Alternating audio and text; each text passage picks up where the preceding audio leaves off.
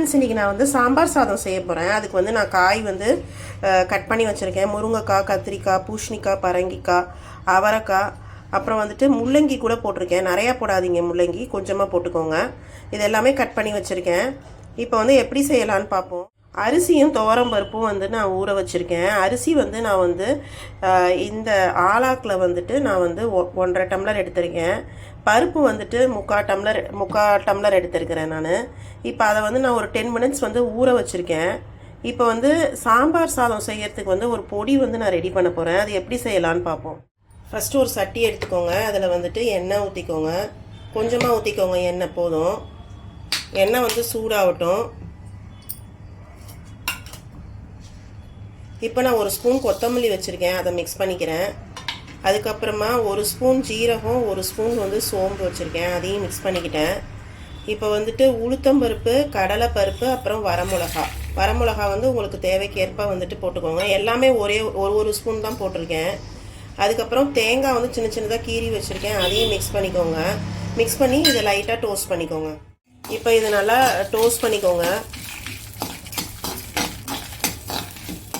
மிளகு வந்து நான் ஒரு ஸ்பூன் போட்டுக்கிட்டேன். அதே மாதிரி உளுத்தம்பருப்பு வந்து ஒரு ஸ்பூன் போட்டிருக்கேன். ரொம்ப நல்லா இருக்குங்க. நம்ம ரோஸ்ட் பண்ணிவிட்டு நம்ம ட்ரையாக யூஸ் பண்ணையில வந்துட்டு நல்லா டேஸ்ட்டாக இருக்கும் சாம்பார் சாதம். இப்போ இது நல்லா டோஸ்ட் ஆகிடுச்சு. இதை ஆற வச்சுட்டு நீங்கள் என்ன பண்ணுறீங்கனாக்கா பொடியாக அரைச்சிக்கோங்க. நான் குக்கரில் வந்து அரிசியும் பருப்பையும் வேக வைக்க போகிறேன். இப்போ நான் வந்து அரிசியும் பருப்பையும் நான் போட்டுக்கிட்டேன். இதில் வந்து ஒரு 6 டம்ளர் தண்ணி வந்து நான் ஊற்றிக்கிறேன்.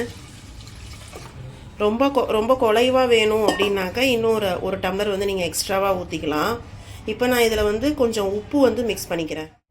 நான் உப்பு வந்து ஒரு ஸ்பூன் போட்டுக்கிறேன். அப்புறம் நம்ம சாம்பார்லேயும் வேறு போடுவோம் இல்லையா, அதனால் நான் இப்போ ஒரு ஸ்பூன் மட்டும் போட்டிருக்கேன். இப்போ குக்கரை மூடிடுங்க. மூடிட்டு ஒரு 5 விசில் விட்டுக்கோங்க. இப்போ நம்ம சாம்பார் செய்வோம். அதுக்கு வந்து ஒரு சட்டியில் வந்து எண்ணெய் ஊற்றிக்கோங்க. எண்ணெய் ஊற்றிட்டேன். எண்ணெய் காயட்டும். இப்போ எண்ணெய் காஞ்சிருச்சு. இப்போ நான் வந்து வெங்காயம் போட்டுக்கிறேன். வெங்காயம் வந்து ஒரு பெரிய வெங்காயம் கட் பண்ணியிருக்கேன். உங்கள் வீட்டில் வந்து சின்ன வெங்காயம் இருந்தால் சின்ன வெங்காயம் ஆட் பண்ணிக்கோங்க. இப்போ இதை வந்து வதக்கி விட்டுக்கலாம். இப்போ இதை கிண்டி விட்டுக்கோங்க.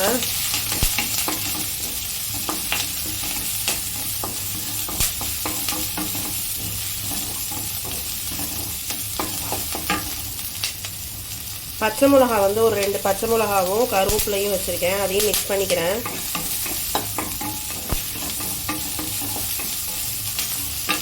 அப்புறம் தக்காளி வந்து ஒரு 2 தக்காளி கட் பண்ணி வச்சுருக்கேன், அதை மிக்ஸ் பண்ணிக்கிறேன்.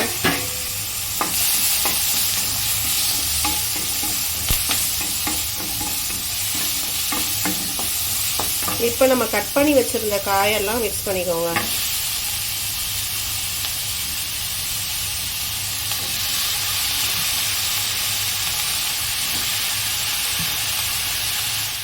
எல்லா காயும் நல்லா மிக்ஸ் பண்ணி விட்டுக்கோங்க.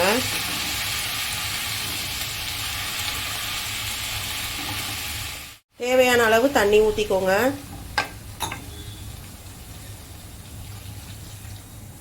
இப்போ நம்ம அரைச்சி வச்ச பொடியை வந்து மிக்ஸ் பண்ணிக்கோங்க.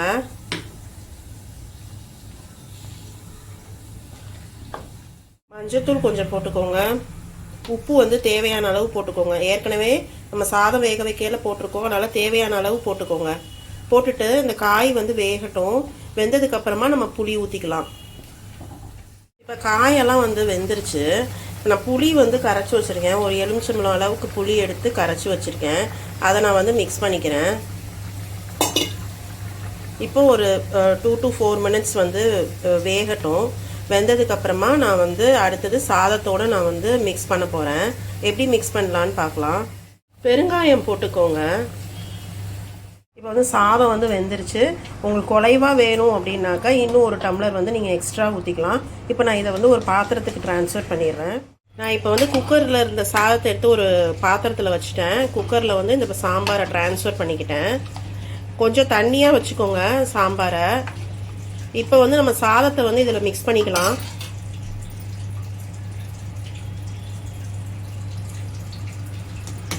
மிக்ஸ் பண்ணுங்கள். மிக்ஸ் பண்ணையில் வந்து கெட்டியாகாமல் மிக்ஸ் பண்ணுங்கள்.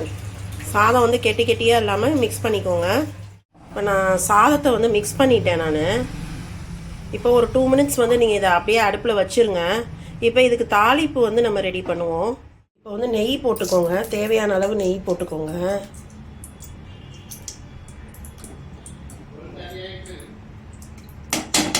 நெய் போட்டுக்கிட்டேன் இப்போ நான்.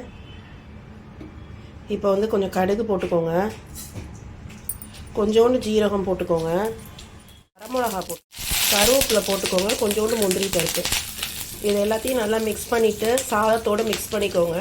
தாளிப்பை வந்து நான் மிக்ஸ் பண்ணிட்டேன், கொஞ்சோண்டு நெய்யும் போட்டேன் நான் எக்ஸ்ட்ராவாக. இப்போ இதை நல்லா மிக்ஸ் பண்ணிவிடுங்க.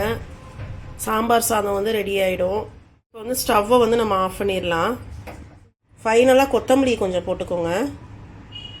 இப்போ மிக்ஸ் பண்ணிக்கோங்க. ரொம்ப டேஸ்ட்டாக இருக்குங்க. இதே மாதிரி செஞ்சு பாருங்கள். சாம்பார் சாதம் வந்து ரெடி ஆகிடுச்சு. உங்களுக்கும் இந்த வீடியோ பிடிச்சிருந்தா லைக் பண்ணுங்கள், கமெண்ட் பண்ணுங்கள், ஷேர் பண்ணுங்கள், சப்ஸ்கிரைப் பண்ணுங்கள். தேங்க்யூ.